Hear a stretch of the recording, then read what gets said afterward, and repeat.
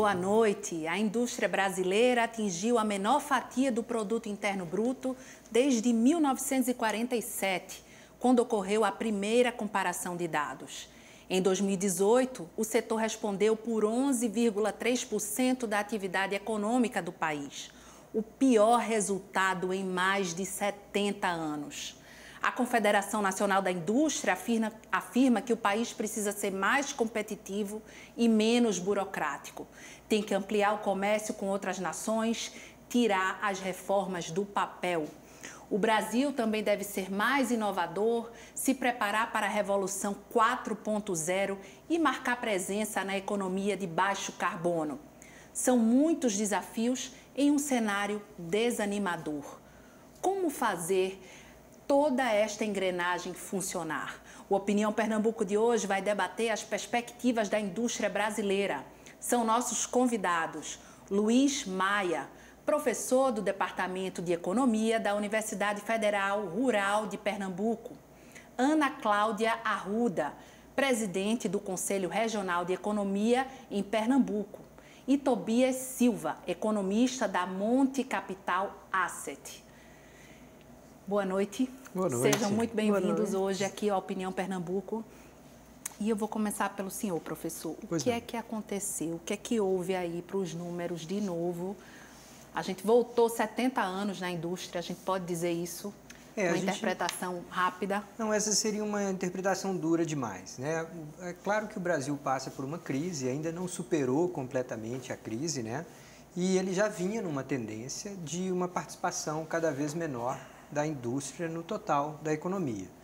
Existe uma parte dessa redução que é fácil de se explicar e até é natural. É que a indústria, como ela era entendida lá na década de 40 ou 50, era uma indústria em que você tinha todos os serviços ali dentro. Então a indústria tinha um pintor, tinha o vigilante, tinha todos os serviços dentro da mesma fábrica. Com o passar dos anos, o que a gente viu é que esses serviços foram sendo segregados, separados da indústria. Então, a parte que ficou mesmo da chamada manufatura, ela hoje representa naturalmente uma parcela menor da economia, que tem mais serviços, prestando serviços às indústrias. Então, uma parte dessa redução é explicada. Sim. A outra parte, é mais preocupante, diz respeito à perda de competitividade do produto nacional. E aí tem uma série de fatores que a gente pode discutir ao longo da noite. Que a gente vai analisar, né? Hoje aqui ainda. Claro. Ana Cláudia, diante disso que o professor colocou, a gente pode citar alguns setores que foram mais afetados nessa queda, nessa redução que houve, se a gente pensar em termos de Brasil? Olha, na verdade, o que nós temos, e aí reforçando o que o professor Luiz falou, é que um processo de desindustrialização, né, que vem ao longo dos últimos 40 anos, fruto de políticas equivocadas, macroeconômicas equivocadas, né, e que não foram capazes, na verdade, de impulsionar. Tivemos, na verdade, o Brasil já foi um dos países mais industrializados do mundo, né? E aí nós tivemos aí o período de 50 a 1980, não é? O período onde a indústria cresce a níveis elevadíssimos. A partir da crise da dívida em 1980, onde se há, na verdade, uma opção por uma espécie de política macroeconômica, não é, mais liberal, com choque de juros, elevação de taxa de juros, a gente começa a ter, na verdade, problemas nesse aparato industrial que foi construído da década de 50 à década de 80. Então, a gente começa a perder competitividade. Sim. A partir da década de 80, com a crise da dívida, né? Vai se arrastando da década de 80 à década de 90, e o processo se acentua a partir da década de 90, com a abertura comercial, onde as empresas não estão preparadas para competir com o mercado internacional. Então, com a abertura econômica que se dá a partir do governo Collor, né, e que se acentua a partir de Fernando Henrique, a gente tem, na verdade, uma desestrutura, a gente poderia dizer, e uma certa incapacidade da indústria nacional acompanhar o padrão de desenvolvimento tecnológico das economias avançadas, e aí todos os setores perdem competitividade. Nós passamos a não mais ter capacidade de acompanhar esse nível de competitividade da economia internacional. Se opta, né, por uma transformação estrutural voltada para a atividade de serviços, Não é como se a gente sai, né? Atividades essas, e aí eu lembro bem na década de 90, né? Os serviços vão dominar, mas nos países desenvolvidos fez essa opção, mas em cima de indústrias, países já industrializados. Né? O Brasil ainda não tinha alcançado seu patamar de industrialização eficiente, a sua indústria não foi protegida, não é, a ponto de fazer essa migração. Na verdade, a gente tem esse desmantelo, a gente poderia dizer, a partir da década de 90 da atividade industrial, e ela vai se acentuando da década de 90 e vai se arrastando até o que a gente está vendo hoje, com apenas 11% de participação no PIB, onde nós já tivemos até 26% de participação no PIB, que foi o pico na década de 90. Queda grande, né? Não é? Então, da década de 80, perdão. Então, a gente tem, na verdade, esse padrão de desenvolvimento industrial que vai se deteriorando ao longo dos últimos 40 anos. Agora, Tobias, o professor falou, a Ana Cláudia explicou um pouco mais, mas para quem está em casa, entender como é que a gente consegue perceber isso no dia a dia. Talvez a maneira mais fácil seja ir até o centro da cidade e perceber que tudo vem da China, que é a coisa mais difícil. Eu fiquei essa semana procurando, a coisa mais difícil é um produto fabricado no Brasil, ou made in Brasil. Acho que quem está em casa pode perceber por aí. Tobias. Nessa discussão, e acho que tanto o Luiz quanto a Ana fizeram um retrospecto muito importante para saber onde estamos, né, e essa política de desindustrialização, que é normal em economias que se tornam maduras, e você migra da indústria para o serviço, sendo que você já tem um background industrial robusto, e serviço e indústria quase que se complementam, né, não são dissociadas. A gente também tem uma invasão dos produtos chineses. E aí tem aquele dilema, né? O consumidor brasileiro também compra mais barato. Você tem um produto, e aí com todas as políticas que a China adotou ao longo dos últimos 20 anos, você deixa o consumidor brasileiro ter acesso a produtos industrializados com um custo muito menor, né? Então, isso mostra um pouco da improdutividade, ou seja, da baixa produtividade da indústria brasileira, o que, consequentemente, gera pouca competitividade. Então, tem um pouco do olhar dessa perda de participação industrial, mas também tem um pouco do dever de casa da própria indústria, que sempre lutou por subsídios e por juros subsidiados e benefícios, mas que pouco também fez, ou que, paralelamente, não se modernizou para a indústria 4.0 e ficou para trás. Claro que isso é um processo mais microeconômico, a gente tem também um aspecto macro de impostos, dificuldade de logística, e quando você junta tudo isso, você tem um caldo que é a perda do saldo industrial. Vamos explicar essa parte aí de subsídio, quando ele fala que ficou no subsídio, mas não fez o dever de casa. Acho que para quem está em casa poder entender isso melhor. Pois eu acho que as colocações dos colegas foram muito pertinentes, mas a gente deve entender que a indústria não é uma indústria só, né? Então a gente tem aí, para simplificar, 3 grandes ramos da indústria, tá? Tem a indústria da extrativa mineral. Então, a gente tem as mineradoras, que são muito grandes, são algumas das campeãs mundiais, assim. A gente tem a chamada manufatura, indústria manufatureira, que faz realmente transformação. Compra um insumo, transforma, cria lá uma camisa, um sapato e tal. E nós temos a indústria da construção civil. Tá, então, cada um desses ramos tem um caminho. Todos eles foram profundamente afetados por essa grande bagunça chamada carga tributária, estrutura tributária. Então, que são os impostos. O Brasil tem uma gama de impostos muito grande, muito complexa e que acaba sendo um enorme desestímulo à produção industrial. Então, seja qual for desses 3 ramos da indústria, todas elas sofrem muito com a carga tributária e a complexidade, porque às vezes nem é tanto o tamanho dos impostos, mas a dificuldade em obedecer à legislação tributária. Toda empresa tem que contratar uma pessoa simplesmente para ensiná-lo a obedecer às obrigações.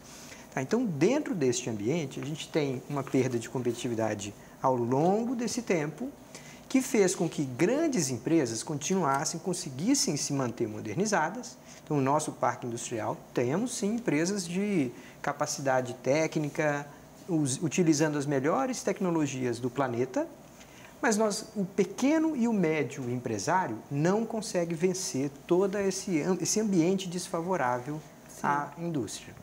Então, até aqui, qual que foi o recurso que as indústrias procuraram? Foi buscar, junto ao próprio governo, ou tratamento diferenciado. Ah, não, o meu setor é mais importante, eu preciso pagar um pouco menos de impostos. Ou buscar compensações. Que aí é o subsídio. Na forma de um empréstimo subsidiado, um empréstimo com taxa de juros mais baixas. Então, nós temos aí uma economia que ela é doente, ela é cronicamente deficitária, deficiente, e ela anda de muleta. Aí alguém chega e fala assim, bom, vamos tirar a muleta, porque nós não podemos continuar. Mas, por outro lado, nós temos que consertar o ambiente, né? Então, o desafio hoje é fazer isso.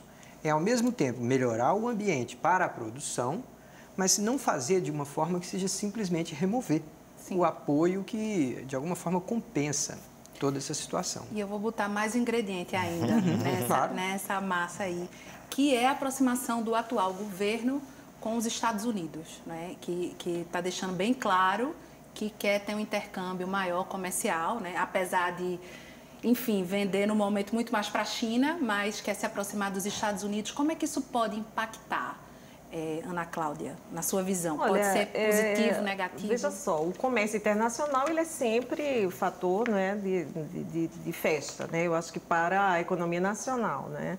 Abrir as portas para o comércio internacional é um fator positivo. Entretanto, nós temos que ver em que pontos, né? De que forma, né? De que forma vão se dar essas negociações. Tivemos recentemente o acordo, né, com o Mercosul, não é? Da União Europeia, é um acordo, diria, ele vai muito em cima, né, do agronegócio, né? O agronegócio, na verdade, que é um setor de baixa, representa bastante, né, do ponto de vista... o Brasil, na verdade, se primarizou, né? Ele perde, na verdade, a sua competitividade industrial, ele se desindustrializa ao longo desse processo, desses últimos 40 anos e se primariza. Essa foi a lógica do desenvolvimento brasileiro nos últimos anos. E aí o que a gente coloca, né, os economistas mais, eu diria, heterodoxos, né, numa visão mais... é que as políticas neoliberais, elas não foram capazes, na verdade, de reverter isso, né? Todos os países que possibilitaram, que promoveram suas indústrias, e aí eu chamo a atenção, a indústria é o carro-chefe de qualquer processo de desenvolvimento, de qualquer economia no mundo. Sim. Nós vamos ter que encontrar esses caminhos, né, da economia 4.0. Então, é um caminho sem volta. Então, nós vamos ter, não adianta, a primarização, que é a opção que está sendo feita pela economia brasileira, em cima dos setores conservadores, né, que se firmaram e se fortaleceram ao longo dos últimos 40 anos, 30, 40 anos, é um modelo equivocado, né? A gente volta ao modelo antigo, lá antes da década de 30, né? Do modelo agrário exportador. Então, é preciso se rever isso. Eu quero saber se ele concorda. É preciso retomar isso, e para isso nós temos que ter as condições mínimas e básicas, como, por exemplo, taxa de juros favoráveis, uma política de investimento, não é capaz, e aí o professor Luiz colocou, houve muito investimentos às vezes equivocados, né, de bancos, empresas caducas que não foram capazes de alavancar. É preciso focar esses investimentos em setores estratégicos com competitividade, buscar inovação. É difícil, o caminho é difícil, mas é possível. E eu acho que a economia brasileira tem que partir para esse jogo. É um jogo que nós não podemos perder também. É o que eu quero saber. Concorda com essa visão? Porque esse é um ponto de vista, né, da questão. Tem um pouquinho de divergência da Ana. Isso aqui é o interessante, né? Que é o seguinte, o agronegócio, ele também ele fez o dever de casa. Claro, ele teve uma política de juros subsidiados ao longo de muitos anos, o Plano Safra está aí, não deixa eu negar.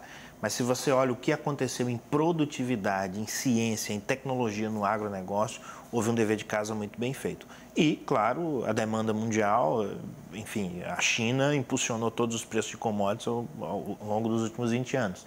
E não é porque se é um grande produtor de agro que não é excludente do modelo industrial. Os Estados Unidos é um grande produtor agrícola e também uma potência industrial.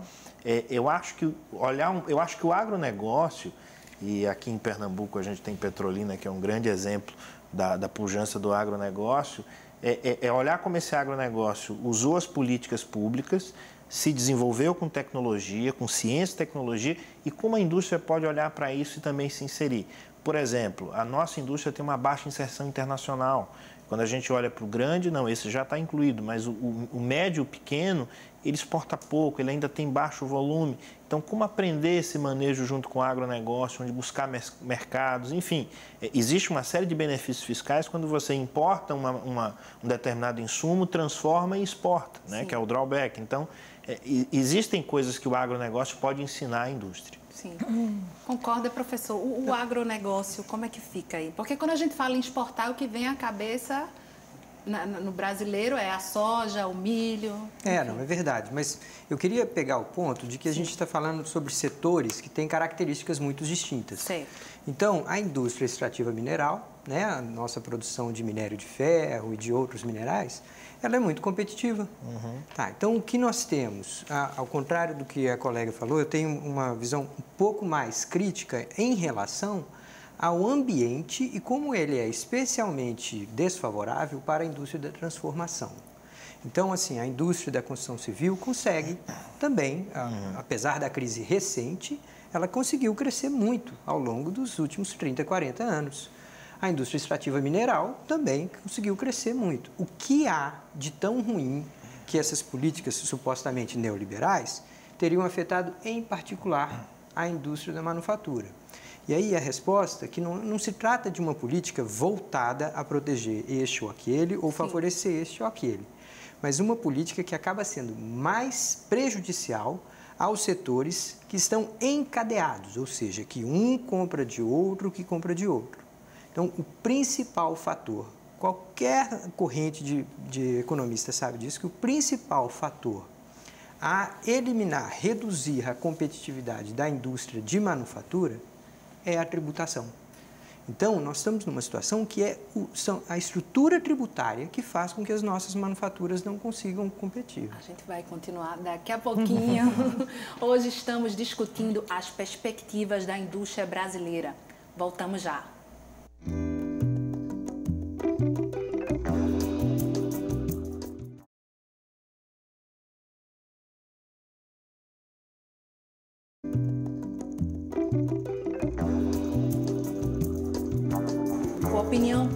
O Opinião Pernambuco de hoje debate as perspectivas da indústria brasileira. Para participar da conversa, convidamos Luiz Maia, professor do Departamento de Economia da Universidade Federal Rural de Pernambuco. Ana Cláudia Arruda, presidente do Conselho Regional de Economia em Pernambuco. E Tobias Silva, economista da Monte Capital Asset. Vamos voltar para a nossa pergunta. A gente parou aqui nos tributos. E aí eu quero saber, vamos agora mudar a ordem. Tobias, o quão dependente a indústria é hoje da política, né, de se aprovar a reforma tributária no Congresso? O quão dependente essa indústria está hoje do Congresso Nacional? Eu acho que não só a indústria, o país inteiro, né? E aí um passo atrás, ainda temos a reforma da Previdência, por mais que tenha sido, passou em primeira votação em plenário na Câmara, ainda tem um outro round e depois vai ao Senado, enfim. A reforma da Previdência é fundamental para criar um horizonte fiscal crível. Você tem que dizer ao país que ele vai ser possível pagar as suas contas. Depois disso, você avança com a reforma tributária. E aí, reforma tributária, a gente tem que ler como não será redução de carga, né? O Estado não tem condições hoje, com a crise fiscal, de fazer redução de carga tributária, mas simplificar. Acho que o Luiz colocou isso importante. Hoje se gasta muito tempo e dentro das indústrias é um terror para se recolher imposto, né? Se ter ideia, uma grande indústria brasileira tem um departamento fiscal, contábil, que tem 200 pessoas aqui no Brasil. No Canadá tem 4. Né? Então, a quantidade de horas que você leva para recolher. Então, tanto a reforma da Câmara quanto a do governo, elas vão caminhar, convergir para uma simplificação. Né? A dificuldade vai ser como é que vai ser o pacto federativo depois dessa simplificação. Sim. Então, assim, não só a indústria, mas o país inteiro depende das reformas. Após essas reformas, ou ao longo do caminhar dessas reformas, você vai despertando o espírito do empreendedor para que ele faça novos investimentos. Né? Então, novas plantas, contratação de novos funcionários. Então, com esse ambiente de negócio melhor e mais fluido, aí sim você cria condições para que a indústria acelere o potencial de crescimento. Agora, Ana Cláudia, temos 14 milhões de desempregados, né? Isso é um dado, é um fato, que a gente não pode negar. Na sua perspectiva e olhando essa relação, porque quem está desempregado não tem poder de compra, né? E nem está empregado na indústria, né? Então, o desempregado, nesse momento, representa nesse sentido. Na sua visão de economista, há uma perspectiva de melhora a curto prazo dessa situação hoje no país? Olha, na verdade não são nem 14 milhões, né? Alguns contabilizam, se a gente colocar as pessoas que não estão procurando emprego, esse dado aumenta, né? São mais de 28 milhões de pessoas hoje procurando emprego. Né? Quando a gente contabiliza também a perda, né, de poder aquisitivo, né, a gente teve perdas reais grandes também, o que reduziu a capacidade de consumo. Então, hoje a gente tem uma redução abrupta também na capacidade de consumo no brasileiro, não só somado a isso o desemprego. E reformas que, na verdade, ainda estão num ritmo muito lento. A reforma tributária que o professor Luiz e Tobias colocaram aqui, ela é de fundamental importância para destravar, muito mais importante, inclusive, do que a reforma previdenciária, até porque os frutos da reforma previdenciária serão colhidos no médio e no longo prazo, né?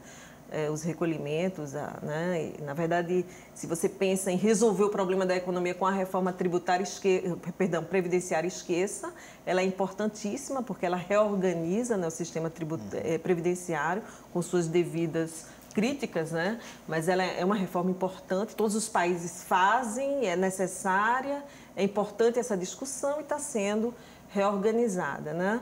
Mas a reforma tributária hoje, ela é a essência, né? Na verdade, é a reforma das reformas. Sim. Não é ela que vai dar a grande condição, inclusive, de aumento dos gastos públicos, né? Futuros, que são importantes também para a gente conduzir a economia brasileira, né? Então, a presença do Estado como gastador, não é? como motivador e alavancador, na verdade, do processo de desenvolvimento é fundamental. E é preciso resgatar essa capacidade.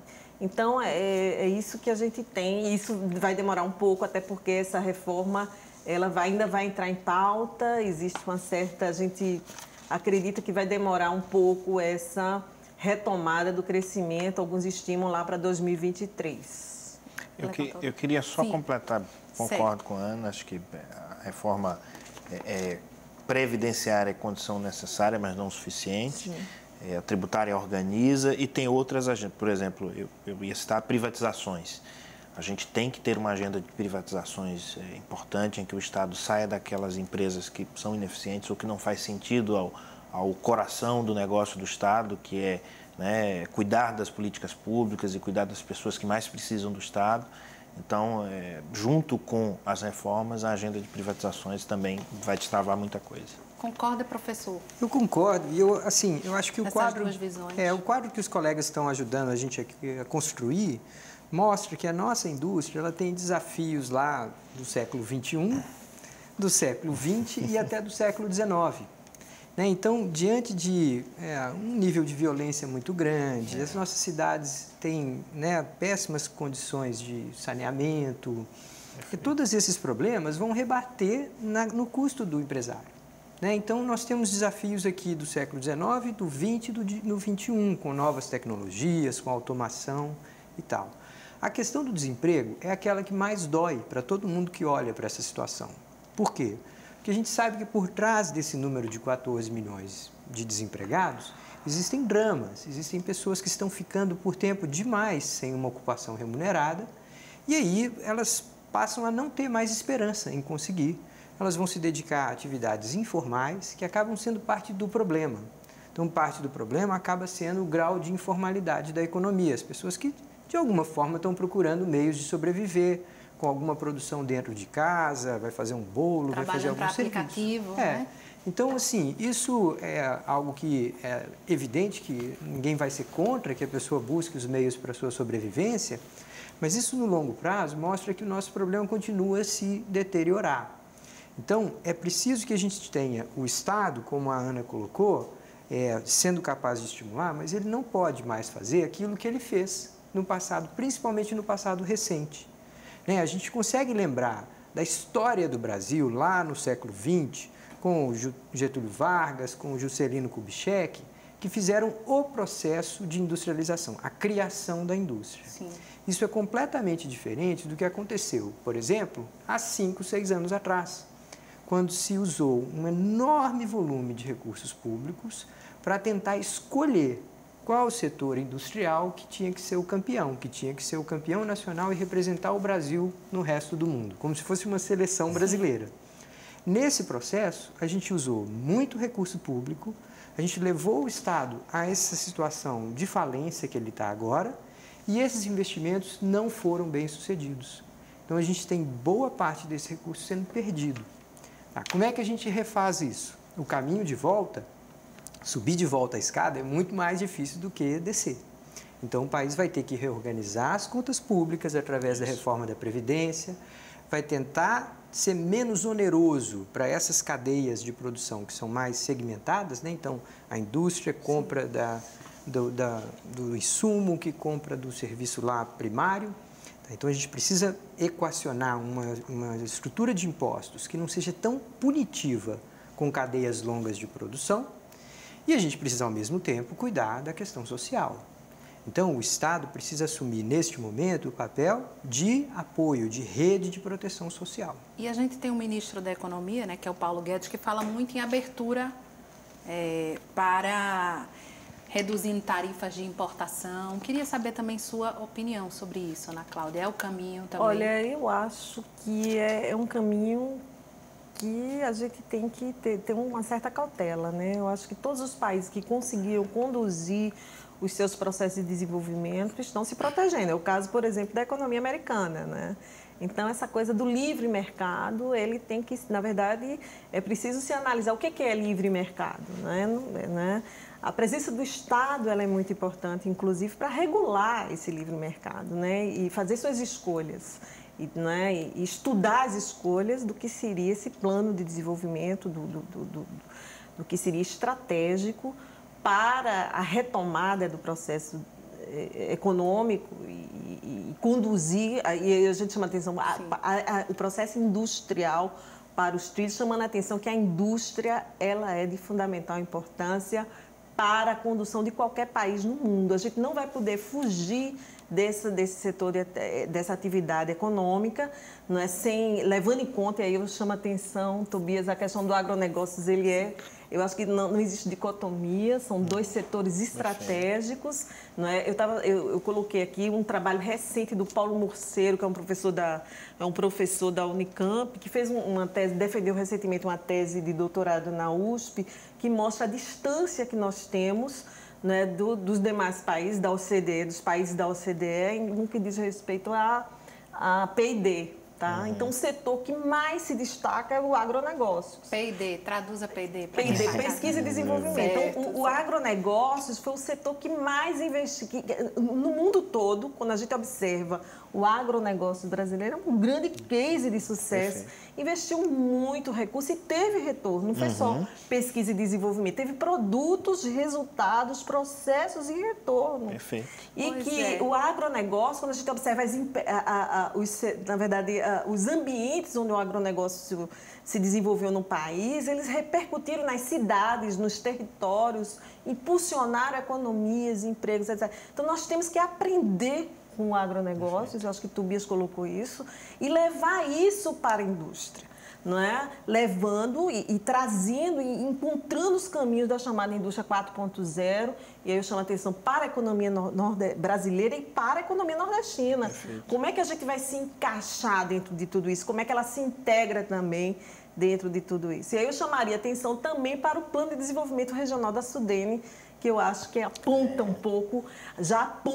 não aponta bastante para essa coisa da economia 4.0, da indústria 4.0 e como a gente se encaixar dentro dessa nova lógica de inovação. Então, eu ia falar de Pernambuco, de Nordeste no próximo bloco, mas já que ela tocou.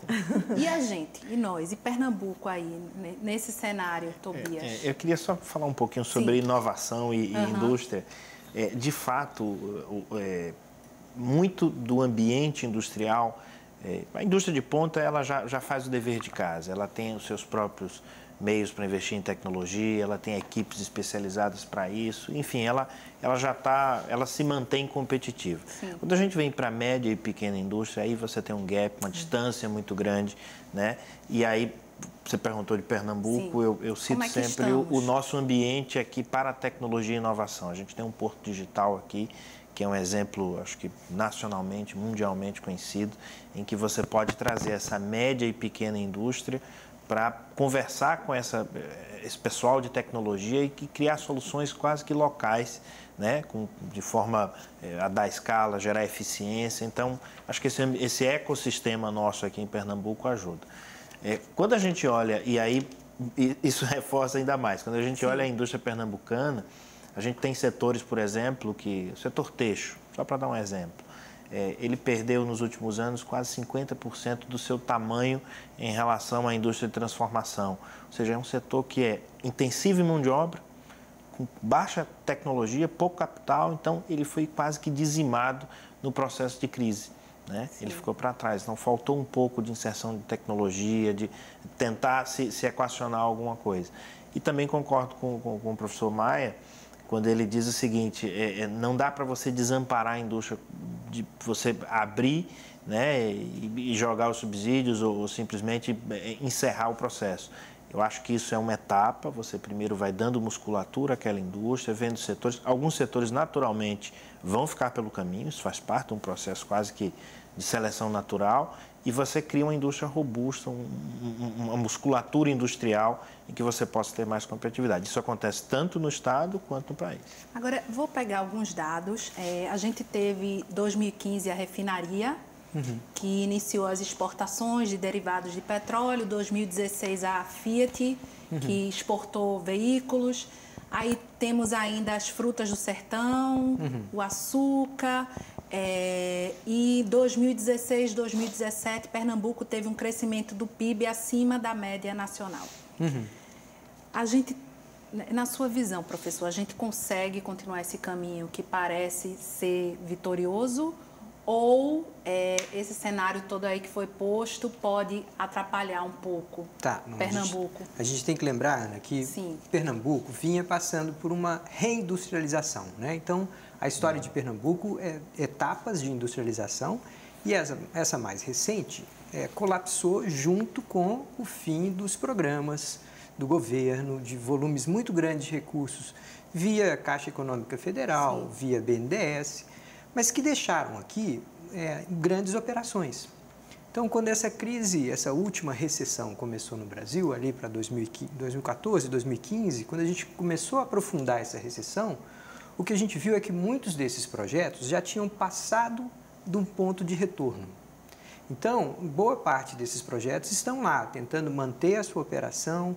Digamos, a expressão que a gente usa é assim, eles estão entrincheirados. Estão aguardando um melhor movimento para retomar aqueles projetos e concluir, alcançar a escala que eles desejam. Mas o desemprego, né? Mas tem alguma parte desses projetos não é viável, né? Eles só foram iniciados, implantados, porque tinham um fortíssimo apoio do governo federal.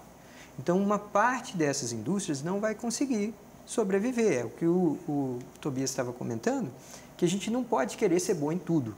Nem o estado de Pernambuco, nem o Brasil como um todo. A gente tem algumas vantagens, a gente tem alguns talentos e a gente deve explorá-los.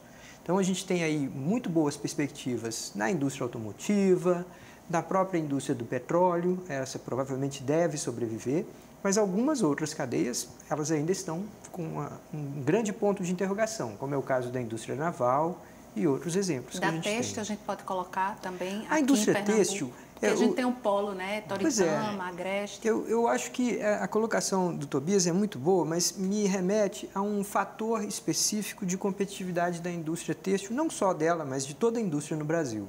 Se a gente voltasse no tempo, há 25, 30 anos atrás, um fator de competitividade da indústria era o baixo custo da energia. Perfeito. Você já pensou, Ana? 30 anos depois, hoje a energia é o contrário. A energia no Brasil é muito cara comparado com os nossos concorrentes internacionais. Perfeito. Então, hoje a gente deposita muita esperança nesses anúncios que vêm sendo feitos, embora ainda muito incipientes, de que a gente pode ter uma abertura do setor do gás. Então, o gás pode ser uma alternativa de energia para boa parte dessas indústrias, elas podem se adaptar e, com isso, retomar a competitividade que elas perderam. Vamos falar mais no próximo bloco novamente. A gente volta rapidinho hoje conversando sobre as perspectivas da indústria brasileira.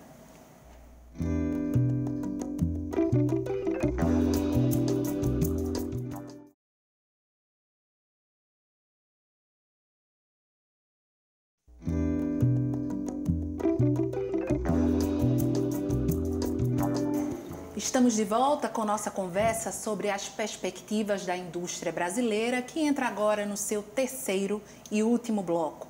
São nossos convidados Luiz Maia, professor do Departamento de Economia da Universidade Federal Rural de Pernambuco, Ana Cláudia Arruda, presidente do Conselho Regional de Economia em Pernambuco, e também Tobias Silva, economista da Monte Capital Asset. Vamos voltar um pouquinho mais para Pernambuco, né? Porque, afinal de contas, a opinião Pernambuco, vamos falar aqui do nosso estado. A gente é um polo logístico, Ana. Sim, Cláudia. Olha, nós conversávamos no intervalo, né? O polo logístico talvez seja a área mais dinâmica no estado de Pernambuco atualmente, na crise, né? Nesse processo recessivo. O professor Luiz, eu concordo com tudo que ele falou, né, com relação às demais plantas industriais, já todo mundo você usou entrincheirado, né? Essa palavra eu achei muito interessante. Não é? Na verdade, Suape hoje, grande parte das empresas estão sem rumo, na verdade não existe clareza daquele projeto, eu acho que se perdeu a clareza, né? Havia uma clareza muito grande das estratégias, hoje a gente perde essa clareza, não se sabe exatamente para onde está indo o Suape. É um porto que sofre com problema, é um porto rico, assim, do ponto de vista da rentabilidade, ainda é um dos portos rentáveis do país, mas que falta muito, né? A questão da infraestrutura, por exemplo, é o único porto sem ferrovia, tá? Na região Nordeste é o porto sem ferrovia. Você tem Pecém, não é? Ceará, né? Exatamente. Então, que é um porto que passa a ferrovia dentro. Então, Suape tem problemas infraestruturais gravíssimos, como, por exemplo, a ferrovia. A Fiat, por exemplo, que faz o seu transporte, exporta via Suape, tem que fazer todo o transporte por dentro da BR, imagina, por dentro da BR-101, que passa dentro da cidade do Recife. E a BR-101 está integrada, entra na área de desenvolvimento urbano, integrada à cidade do Recife. Então, nós temos problemas de infraestrutura viária, né, de vias e rodovias que precisam, e aí a gente rebate na questão da produtividade, né, de forma muito forte, também, no custo, né, e aí onera o custo, né, final, né, todo um processo extremamente penoso, né, para os nossos, né, os executivos que se deslocam, quem faz toda essa operação. E olha que a Fiat tem tido um papel fundamental hoje nas exportações e segurando aqui o processo de desenvolvimento industrial. Então, é preciso se pensar nisso. Essa lógica desses investimentos de infraestrutura não é fácil, é preciso captar recursos. O governo estadual está se esforçando, né? Eu acho que tem que haver essa convergência, tem que, na verdade, haver esse esforço de captação de recursos, né? De atrás são as PPPs, que também não é fácil. Existem imbróglios muito fortes do ponto de vista. São as parcerias públicos-privadas, né, de como entra o capital privado, a parceria com recursos públicos, etc., para poder viabilizar esses investimentos em infraestrutura, para dar condições aos investimentos produtivos e dar continuidade e melhor clareza ao que foi construído e que dificilmente vai ser na lógica inicial. Por exemplo, o estaleiro foi o setor que mais desempregou, está sofrendo. Pois é, o que é que aconteceu em Suape? A gente falou, ela está falando penúria, aqui que ficou, né, sem rumo. O que é que aconteceu? Vamos tentar entender o que é que aconteceu, porque era o grande cartão de visitas do Estado. Suape puxou acho que foi o símbolo desse movimento de industrialização pernambucana dos últimos anos. Eu acho que o Estado tenta fazer o seu papel como indutor de política pública, busca novas rotas para o porto, tem um pessoal técnico muito qualificado na frente do Porto Suape. Enfim, acho que o Estado tenta fazer o que é possível. Agora, Do ponto de vista de infraestrutura, há uma dificuldade muito, muito grande em estados, principalmente do Nordeste, que tem dificuldade fiscal, e aí são todos, em que você tem projetos que têm uma taxa de retorno muito mais difícil, então encaixar uma modelagem financeira num projeto de infraestrutura do Nordeste, por mais que todos os players que investem em infraestrutura são com horizonte de longo prazo, mas um projeto aqui no Nordeste ele tem uma taxa de retorno para o capitalista, para o investidor, diferente de São Paulo, Santa Catarina. Então, isso exige um pouco mais de parcela do capital público. Sim. Né? Que aí é o fator política pública entrando, o Estado entrando, e o Estado está sem caixa. Então, quando você olha para essa equação, talvez tirar uma boa PPP, né, ou fazer um bom Project Finance do papel, vai demorar um pouco mais. Então, por isso que a gente vai ter que ter um horizonte fiscal melhor para poder ter isso. Agora, o porto, por si só, ele não faz nada sozinho. Essa infraestrutura, como eu estou comentando aqui, já foi colocado por Luiz e por Ana, ela precisa vir se aproximar, né, para você começar a ter um efeito sobre aquela estrutura portuária que é muito boa. E aí, via, né, a questão dos aeroportos regionais, sim, por exemplo, é importante integrar. Tem cidade aqui que perdeu rota de voo. Enfim, então, acho que esse mapa da infraestrutura e da logística e tudo é quem vai destravar muita coisa. E este investimento em infraestrutura é o que gera, do ponto de vista de emprego, para um Estado, né, que também tem um quantitativo de percentual de desemprego alto em relação à média nacional, ele tem uma capacidade de absorver essa mão de obra de forma muito rápida. Né? Então, um bom projeto de infraestrutura, você colocar esse projeto para rodar, ele vai absorver essa mão de obra, isso gera um efeito multiplicador, você tem as cidades comprando, vendendo, supermercados se movimentando. Então... Está tudo interligado, né? Por isso que eu usei até engrenagem. Pois é, exatamente. O interessante é que os colegas têm enfatizado muito claramente aqui, o que eu acho muito saudável, que a gente entenda que pela perda de força, de fôlego, né, de capacidade do Estado, de ser um grande indutor, de promover investimentos e tal, a gente vai ter que criar um ambiente que seja favorável para o empresário investir. Tá, então, imagine que eu te convido para minha casa e falo assim, olha, Ana, aqui você não vai poder sentar aqui, você não pode fazer aquilo, não tem que sair tal hora, não pode ficar mais... Eu começo a colocar um monte de regras que vão te dissuadir de entrar. Você fala assim, não, obrigado, não quero nem entrar na sua casa, Luiz. Tá, então, é preciso que a gente entenda que nesses próximos 5, 10 anos, a dinâmica da nossa economia não vai vir de uma indução do Estado. A gente precisa ser realista em relação a isso. A alternativa, qual que é? É trabalharmos junto com o setor privado, de uma maneira que a gente seja capaz de fazer regulação, mas uma regulação moderna. Uma regulação que, em vez de ficar limitando, cerceando e alterando-se a cada 2 ou 3 anos, que ela seja estável, previsível, e que aí permita ao empresário, como o Tobias colocou, que ele seja capaz de enxergar no horizonte de 5, 10 anos quanto que ele vai ganhar naquele projeto. Né? Se ele não tiver clareza disso, de como ele vai sair, por que ele vai entrar? Né? Claro. Então, é preciso que o nosso país hoje entenda que o novo desafio é construir um ambiente favorável para a prosperidade. O Estado, naquela sua função tradicional de grande promotor da prosperidade, não vai acontecer por mais 5 ou 10 anos. Agora, Ana Cláudia, no bloco passado, você falou que a indústria é essencial, né, para o país. Sim. Isso a gente não tem dúvida. Agora, a gente pode pensar em indústria desvinculada de tecnologia, e aí, nesse sentido, desvinculada da academia, da educação. A gente pode falar de indústria sem falar desse outro ponto? Olha, esse é um dos grandes problemas do nosso atraso, né, do ponto de vista da fronteira tecnológica, né?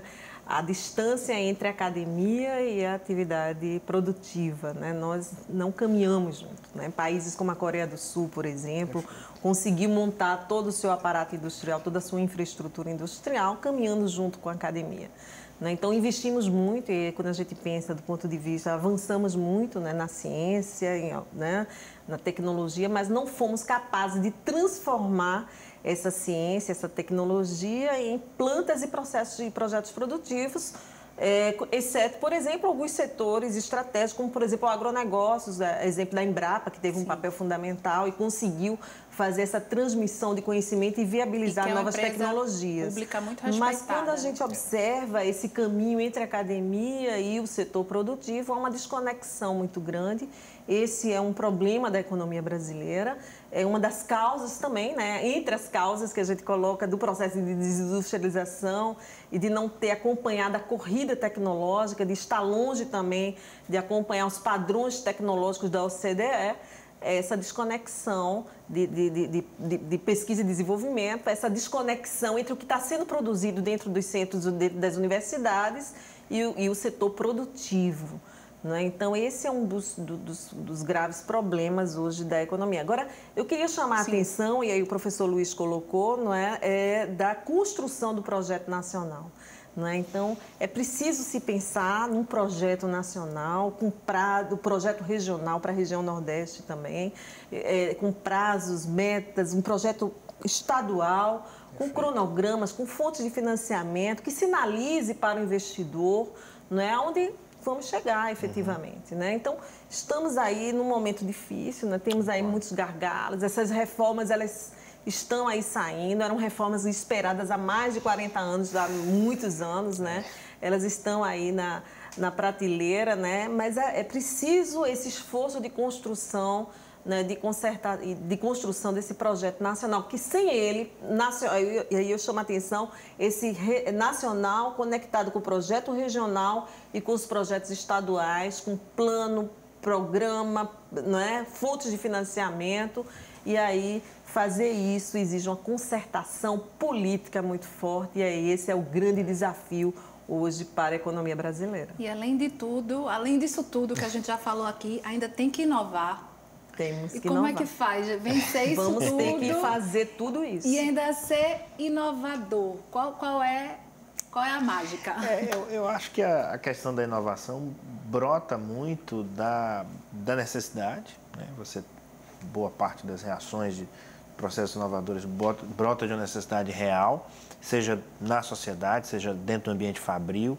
Então, mas tem que ter gente pensando, seja dentro da universidade, seja dentro de um P&D, pesquisa e desenvolvimento das próprias empresas, mas sempre tem... E outra coisa, o processo de inovação, ele por essência, ele tem falhas. O método de tentativa e erro e de busca do processo, por isso que talvez a universidade tenha um pouco desse ambiente super propício, porque você tem uma certa liberdade para poder pensar nesse método de falha, diferente um pouco da empresa privada que, né, o rigor é maior, mas assim, a inovação é constante porque as demandas são constantes e as necessidades reais, seja da sociedade, seja da empresa, vão estar sempre acontecendo. Tem que ter gente capacitada para poder pensar nisso. E só pegando o seu gancho aqui, Tobias, o povo brasileiro é um povo inovador. Se você for... Os estrangeiros que nos visitam, eles costumam se identificar muito claramente isso, que uma economia, um país em que você tem 14 milhões de pessoas desempregadas, e isso não ter se transformado numa crise de proporções social ainda maiores, significa que essas pessoas saem de casa todo dia e encontram uma maneira de ganhar a vida. Eu não estou defendendo, achando que isso seja bom, mas o que eu estou mostrando é que a natureza do brasileiro é de se superar. Ter jogo de cintura. De ter jogo de cintura, de ter maleabilidade. A gente consegue adaptar-se a diferentes tecnologias. Então, pensa bem, o Brasil hoje, a gente tem a tecnologia do século XIX, com o fogão de lenha lá no interior, do século XX, com as indústrias mais atrasadas, uma geração tecnológica atrasada, e nós temos o século XXI, com fábricas de altíssima geração, de novíssima geração.